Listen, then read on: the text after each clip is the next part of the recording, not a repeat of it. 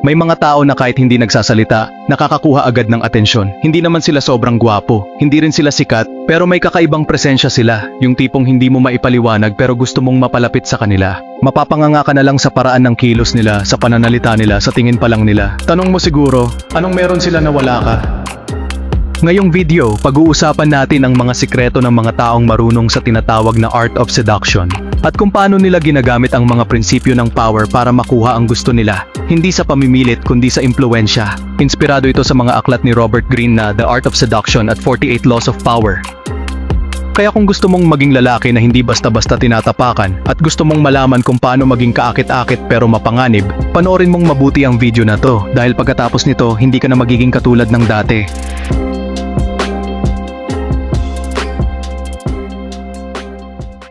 Part 1. The Power of Seduction. Ang salitang seduction ay madalas ikinakabit sa pag-aakit o panliligaw. Pero kung iintindihin mong mabuti, ang seduction ay hindi lang tungkol sa romansa. Ito ay tungkol sa impluwensya. Kung paano mo nahihikayat ang ibang tao na sumunod sa gusto mo, kahit hindi mo sila pinipilit. Ito ay sining ng pagkuha ng atensyon at emosyon ng isang tao at paggabay sa direksyon na gusto mo, habang iniisip pa rin nila na sila ang may kontrol. Unang dapat mong tandaan, ang tunay na seduction ay hindi tungkol sa itsura. May mga taong sobrang pogi, pero hindi makapanalo ng atensyon. Samantalang meron namang ordinaryo lang ang muka, pero hindi mo mapigilan ang sarili mong tumingin sa kanya. Bakit? Dahil ang lakas nila ay hindi galing sa panlabas na anyo. Galing ito sa kanilang presence, energy at vibe. Ito yung mga taong dumadating sa isang kwarto at nagbabago ang atmosphere. Hindi sila kailangang magsalita ng malakas. Hindi nila kailangang magpakitang gilas. Ramdam mo lang na parang may magnet sila. Pangalawa, maging misteryoso. Isa ito sa pinakamalalakas na sandata ng isang seductive personality. Kapag ikaw ay bukas na bukas, madali kang mabasa, madali kang pagsawaan. Pero kapag may mga bahagi ka ng sarili mo na hindi mo agad ibinubunyag, nagkakaroon ng tinatawag na intrigue. Ibig sabihin, napapaisip ang mga tao, sino ba talaga siya? Ano kaya ang mga sikreto niya? At ang ganitong curiosity, ito ang nagpapahaba ng interest ng mga tao sa'yo. Tandaan mo, kapag alam na nila ang lahat tungkol sa'yo, tapos na ang laro. Pangatlo, matutong makinig at magmasid. Ang mga taong seductive ay hindi lang magaling magsalita, mas magaling silang makinig. Marunong silang magbasa ng kilos, tono ng boses at emosyon. Alam nila kung kailan tatahimik, kung kailan kikilos, at kung kailan magsasalita. Sa totoo lang, mas nakakaakit ang taong nakikinig ng buo kaysa sa taong puro salita, kasi nararamdaman ng kausap mo na iniintindi mo sila, at yun ang bagay na bihira nilang makuha sa iba. Pang-apat, marunong silang gumamit ng tamang timing. Hindi sila padalos-dalos, hindi sila sabik. Marunong silang maghintay ng tamang sandali para gumawa ng move. At kapag dumating yung pagkakataon, siguradong mapapaisip ka kung talagang sinadya o natural lang na nangyari. Pero sa likod ng lahat ng iyon, planado ang kilos nila. Panghuli, may kontrol sila sa sarili nila. Hindi sila madaling matinag, hindi sila madaling maapektuhan ng emosyon. Kapag galit ka, nananatili silang kalmado. Kapag confused ka, sila yung parang alamang sagot at dahil doon sila ang nagiging sandalan ng iba. Kapag kaya mong kontrolin ang sarili mo, mas madali mong makokontrol ang dynamics sa paligid mo. Kaya kung iniisip mong wala kang edge dahil hindi ka gwapo o hindi ka sikat, mali ka. Dahil ang tunay na seduction ay galing sa loob, sa mindset mo, sa presence mo, at sa kakayahan mong gumawa ng impact kahit hindi ka nagsasalita.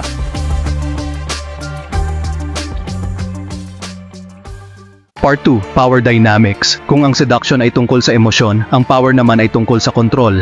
At tandaan mo, hindi lahat ng kontrol ay hayagan. Madalas ang pinakamalalakas na tao ay yung hindi mo inaakalang may hawak ng tali. Tahimik lang sila, parang wala lang, pero sa likod ng eksena, sila ang may hawak ng buong laro.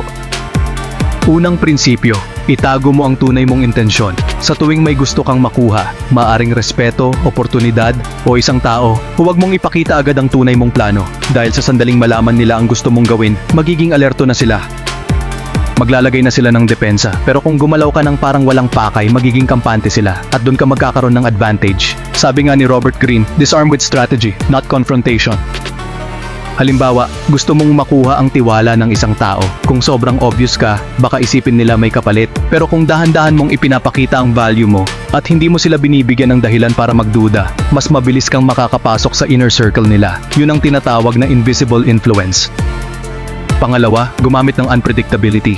Isa sa mga pinaka-epektibong paraan para mapanatili ang respeto ng ibang tao ay yung hindi nila alam kung ano ang susunod mong gagawin. Ang taong predictable, madaling balewalain. Alam na nila ang kilos mo, alam na nila ang sagot mo. Pero ang taong unpredictable, laging may tension. Hindi ka nila ma-frame, kaya hindi ka nila basta-basta masusubukan kasi hindi ka nila mabasa. Minsan tatahimik ka, minsan diretso ka magsalita, minsan mawawala ka bigla. At yung mga ganitong kilos, nakaka-disrupt ng comfort ng ibang tao. Napapaisip sila, ano kaya iniisip nito? At sa tuwing nag-iisip sila tungkol sa'yo, ibig sabihin, nabubuhay ka sa isipan nila. Isa yang form ng power. Pangatlo, use absence to increase your value. Madalas nating marinig na presence is power, pero may mga pagkakataon na ang pagiging wala ay mas makapangyarihan. Kung palagi kang nandyan, madali kang balewalain, pero kapag pinili mong umatras ng may dahilan para ramdam nila ang puwang na iniwan mo. Doon nila marirealize ang halaga mo. Think of it this way, ang bagay na bihira, mas pinapahalagahan. Kapag laging available ang isang bagay, nagiging ordinaryo na ito. Pero kung minsan mo lang ito makita o maranasan, mas nananatili ito sa isip.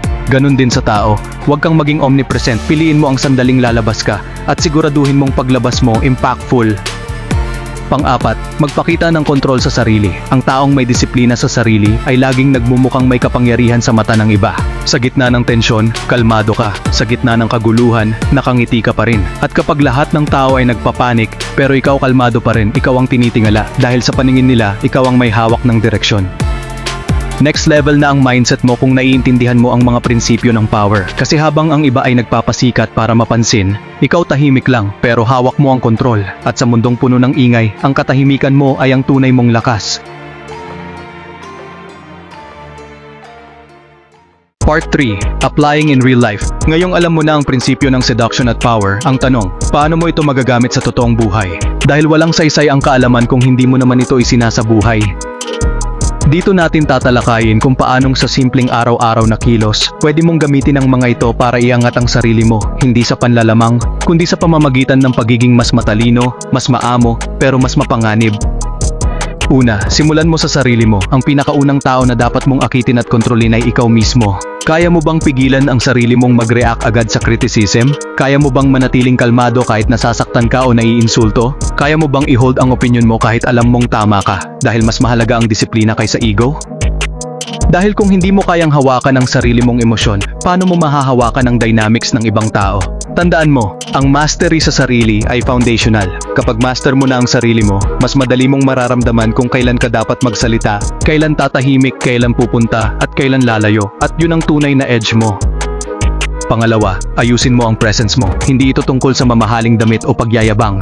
Ang presence ay yung aura mong daladala kahit wala kang sinasabi. Nagsisimula ito sa posture mo. Tuwid na likod, natural na galaw, steady na lakad. Huwag kang padalos-dalos. Ang taong kalmado, may lakas. Kapag may nagsalita sa'yo, tumingin ka sa mata. Hindi palaging seryoso, pero laging buo. Ipakita mong aware ka sa paligid mo. Kapag nagsalita ka, huwag mong madaliin. Mas mabagal na pananalita, mas nakakabighani. Bakit? Kasi pinapakita nito na hindi ka nagmamadali para mapakinggan. Ikaw ang nagpapasya kung kailan ka papakinggan. Pangatlo, piliin mong hindi palaging available. Sa relasyon man, pagkakaibigan o negosyo, ang taong laging available, mabilis mawalan ng halaga. Hindi mo kailangang magpaka-hard to get pero dapat may sarili kang mundo. May ginagawa ka, may focus ka, may vision ka. Kapag ganito ka, ang mga tao mismo ang lalapit sa'yo dahil nararamdaman nilang hindi ka kagaya ng iba na sabik sa atensyon. Ang value mo ay hindi mo ipinagsisigawan, pero ramdam nila. Pang-apat, gamitin ang observation. Sa bawat pag-uusap, obserbahan mo ang body language ng kausap mo. Madalas, ang totoo nilang nararamdaman ay hindi sa bibig lumalabas kundi sa kilos. Kapag napansin mong hindi na sila komportable, baguhin mo ang approach mo. Kung nakita mong interesado sila sa sinasabi mo, dun mo itulak ang mensahe. Ang taong marunong magbasa ng tao parang may cheat code sa social life. Panglima, magpakatotoo pero huwag mong ibigay ang lahat. Sa panahon ngayon, ang daming taong gustong makuha ang atensyon sa pamamagitan ng overexposure. Lahat ng detalye pinopost, lahat ng opinyon pinapahayag. Pero ang taong tahimik na may misteryo, mas inaabangan. Hindi ibig sabihin plastic ka. Ang ibig sabihin may mga bagay kang pinipiling sayo lang. At yan ang bumubuo ng intrigue. Mas gusto ng tao ang tuklasin kaysa sa lantaran na lahat. Lahat ng ito ay tools para maging mas makapangyarihan, mas kaakit-akit, at mas epektibo sa pakikisalamuha sa ibang tao. Hindi ito para manloko. Hindi rin ito para manipulahin ang iba. Ito ay para maging mas aware ka sa dynamics ng mundo at matutong gumalaw ng may direksyon, hindi lang padala sa emosyon o sitwasyon. Kapag na-master mo ito, hindi mo na kailangang humingi ng respeto, kusang ibinibigay ito sa'yo. Sa mundong puno ng ingay, ng kompetisyon at ng mga taong desperado sa pansin, ang pagiging tahimik, kalmado, at kontrolado ay isang uri ng kapangyarihan na hindi kayang tapatan ng kahit anong pagpapasikat. Hindi mo kailangang sumigaw para marinig. Hindi mo kailangang ipakita lahat para mapansin.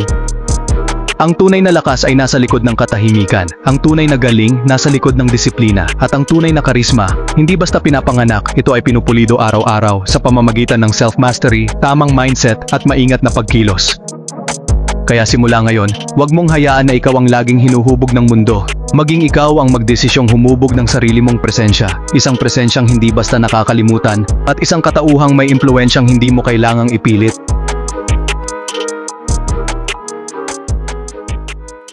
At tandaan mo, ang sining ng seduction at kapangyarihan ay hindi para sa mga mahina ang loob. Ito ay para sa mga lalaking handang ayusin ang sarili. Tahimik man silang gumalaw, pero malalim ang epekto sa bawat hakbang.